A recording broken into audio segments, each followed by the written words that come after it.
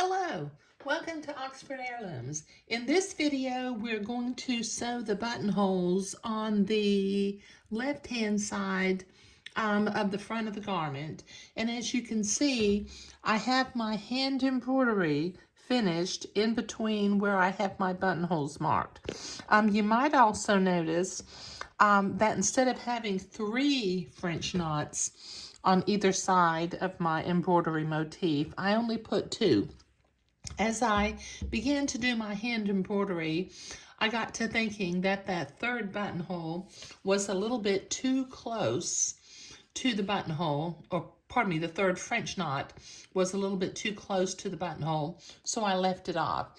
Okay, so if you're doing the embroidery motif, it's still the same motif. I simply did not do the third of the 3 French knots. Okay, now I have also preliminarily, I have been to the ironing board and I have pressed my facing to the inside. So along the top, at about a 1/8 of an inch seam allowance, I'm going to baste that facing into place using a straight stitch on my sewing machine. So let me do the right side first. Just a tiny little base just to hold it into place.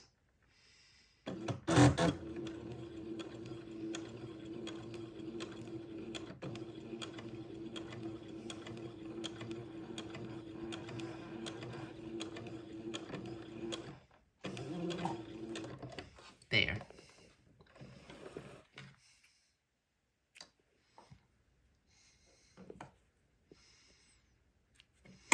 And let me do my left side also. I think I'm going to baste it from this side so that I can start at the fold.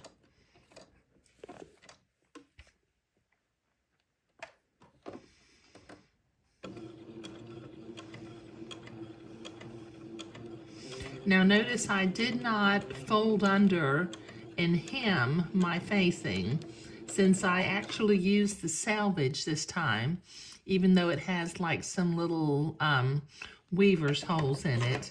That will be okay. It's finished off nicely.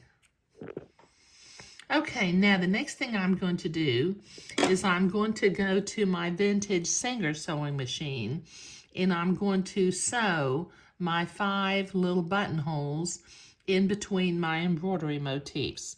So I'll be right back.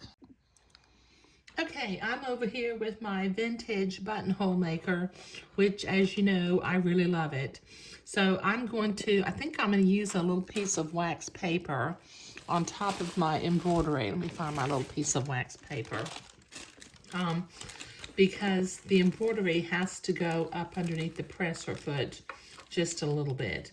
So I've already got my buttonhole template clicked to the top of the buttonhole. And let me gently bring this in, line my buttonhole up. Let me drop my needle, make sure I'm going in the blue dot. Lower my presser foot, and then I'll proceed to make a buttonhole.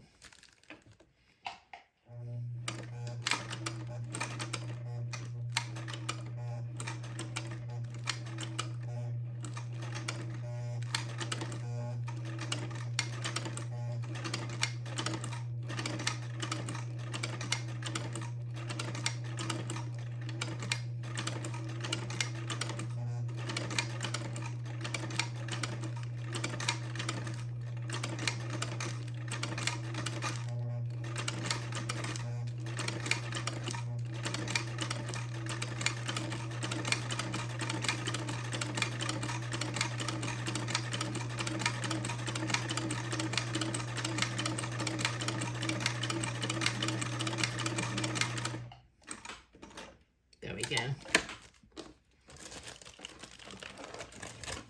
There, that makes a perfectly lovely little buttonhole on the front of my garment.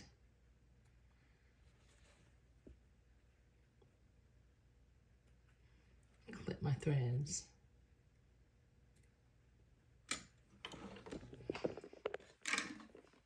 Isn't that sweet? Okay.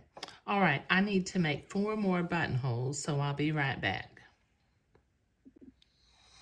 Okay, so I have 5 beautiful little buttonholes, all exactly the same size and shape. And since I use this vintage sewing machine, the buttonholes have a rounded top and a rounded bottom.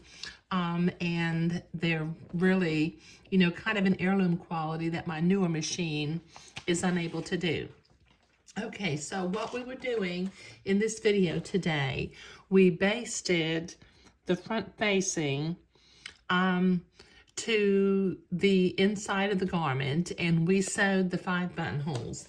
And just as a reminder, I changed my embroidery guide. Instead of having 3 French knots, I only put 2 because I began to feel like the 3rd French knot was just a little bit closer or too close to the buttonholes.